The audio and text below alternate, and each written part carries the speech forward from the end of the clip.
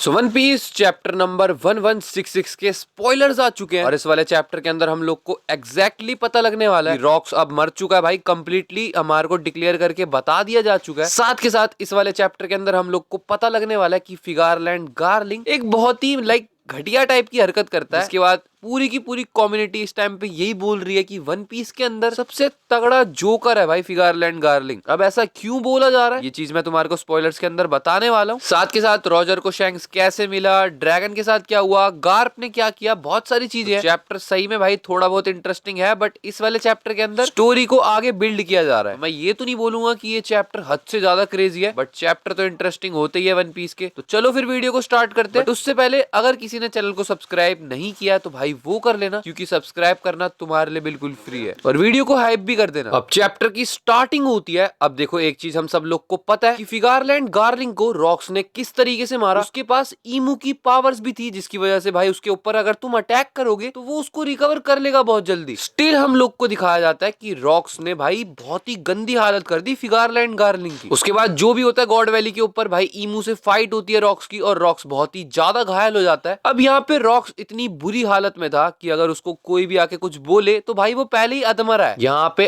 अधमरे rocks के ऊपर फिगारलैंड गार्लिंग attack करता है। यहाँ पे फिगारलैंड गार्लिंग फाइनली वो बंदा बन चुका है जिसने रॉक्स को क्लियरली खत्म किया। बट तुम सोचो यार, एक मरे हुए बंदे को मार रहा है फिगारलैंड गार्लिंग, किस टाइप का बंदा है। और अब तुम लोग को समझ में आ रहा है कि इसको एमवीपी क्यों बोला गया गॉड वैली का, क्योंकि इसने सबसे स्ट्रॉन्गेस्ट कैरेक्टर को वन पीस के मारा जो कि बहुत ही घटिया हालत में था। और इसीलिए पूरे के पूरे वन पीस के फैंस भाई इस टाइम पे फिगारलैंड गार्लिंग के पीछे पड़ चुके हैं कि जब इंसान जिंदा होता है तब तो इनसे कुछ होता नहीं है, और जब वो बहुत ही बुरी हालत में होता है, मतलब वो कभी भी मर सकता है, तब आते हैं फिगारलैंड गार्लिंग। और अब शैमरॉक को भी इसी नजर से देखा जा रहा है। खैर अब जो भी होगा ये तो हम लोग को आगे पता लगेगा, बट यहाँ पे फिगारलैंड गार्लिंग ने रॉक्स को क्लियरली खत्म कर दिया है, और हम लोग को बता दिया जा चुका है रॉक्स का काम अब खत्म हो चुका है। अब यहाँ पे रॉक्स की हालत खराब होने के बाद तुम लोग को पता है वर्ल्ड गवर्नमेंट पूरी की पूरी गॉड वैली के ऊपर जो भी हुआ उस इंसिडेंट को खत्म करना था। मतलब एक तरीके से ऐसा दिखाना था जैसे वहां पे कुछ हुआ ही नहीं है। और हम लोग को यहाँ पे यही बताया जाता है कि पूरा का पूरा गॉड वैली समुद्र के अंदर डुबा दिया जा चुका है। जो भी वहां बचे कुछ लोग होंगे अब वो भी मर चुके होंगे। वर्ल्ड गवर्नमेंट के लिए वैसे भी उनको कोई फर्क नहीं पड़ता किसी के मरने जीने से। अब हम सबको पता है कि एक पूरे जनरेशन के सबसे तगड़े स्ट्रॉन्गेस्ट पायरेट, मतलब एक पूरा एरा था उनका, यानी कि रॉक्स पायरेट्स, अब वो यहाँ पे खत्म हो चुके हैं। मतलब सब अपने अपने रास्ते में जा चुके हैं। तो यहाँ पे हमारे को दुनिया के रिएक्शन दिखाए जाते हैं भाई रॉक्स पायरेट के खत्म होने पे दुनिया के क्या रिएक्शन है, और वन पीस वर्ल्ड वाले क्या सोचते हैं अब क्या होगा। रॉक्स यहाँ पे मरने से पहले ये डिक्लेयर कर देता है कि भाई उसका जो भी ड्रीम था, रॉक्स का ड्रीम था कि उसको दुनिया का राजा बनना है, तो वो अपने इस सपने को सौंप के जा रहा है अब लोकी को। रॉक्स ये चाहता है कि लोकी बने अब दुनिया का राजा, और रॉक्स का जो भी ड्रीम है और उसकी जो भी विल है उसको अब कैरी ऑन करे लोकी। कहने का मतलब ये हम सबको पता है कि लोकी रॉक्स को बहुत ही ज्यादा अच्छे तरीके से फॉलो करता है। वो अपने बाप हराल्ड को भी इतना फॉलो नहीं करता जितना वो रॉक्स को फॉलो करता है, और रॉक्स अगर चाहता है कि उसको दुनिया का राजा बनना है। और यहाँ पे पता नहीं इस चीज को सुनकर जो रॉक्स चाहता है, मतलब वो भी चाहता है कि लोकी उसकी तरह बने। पता नहीं मेरे को ऐसी क्यों फीलिंग आ रही है कि लोकी और ब्लैक बियर्ड का कोलैब बन सकता है, क्योंकि ब्लैक बियर्ड पूरा का पूरा जो भी काम कर रहा है वो रॉक्स के नक्शे कदम पे है। जो चीजें रॉक्स कंप्लीट नहीं कर पाया वो चीज करी है ब्लैक बियर्ड ने, या फिर जो ब्लैक बियर्ड है वो बहुत ही अच्छे तरीके से खेल रहा है, वो वन पीस के बहुत ही ज्यादा क्लोज जा चुका है। और अगर उसको लोकी जैसे पार्टनर का साथ मिल जाए जो कि उसके बाप का बहुत ही तगड़ा फैन है, तो इनके साथ आने के, कोलैब करने के बहुत ज्यादा चांसेस है। खैर इस चीज पे तुम्हारे क्या कमेंट है, तुम लोग भी बता सकते हो, बट यहाँ पे कुछ भी हो सकता है वन पीस के अंदर। अब यहाँ पे क्योंकि रॉजर पायरेट्स भी निकल चुके हैं भाई गॉड वैली से, कि अब रॉक्स का काम तो गेम खत्म हो चुका है ना, तो रॉजर अपनी शिप के अंदर पहुंचता है, या फिर उसको जहां भी खजाना वजाना दिखता है। यहाँ पे हम लोग को एक बहुत ही प्यारा सा सीन दिखाया जाएगा इस वाले चैप्टर के अंदर, जहाँ पे रॉजर फाइनली शैंक्स को ढूंढ लेगा उस चेस्ट के अंदर। जिसके बाद हम लोग को सीन दिखाया जाएगा ड्रैगन का, क्योंकि भाई वो मरीन्स के बंदों को डरा रहा था, उनके ऊपर ही बंदूक रख रहा था जहाँ पे वो जॉब करता है, और उनको बोल रहा था यहाँ पे गॉड वैली के जो भी बंदे हैं उनको बचाओ। तो मरीन्स वाले अपने ही बंदों ने उसकी कंप्लेन फाइल कर दी है, और यहाँ पे ड्रैगन को जेल के अंदर डाल दिया गया है। हम लोग को यहाँ पे सीन दिखाया जाता है कि गार्प आता है, वो ड्रैगन को छुड़वा के जेल से निकलवा देता है। भाई ड्रैगन बाहर आ चुका है,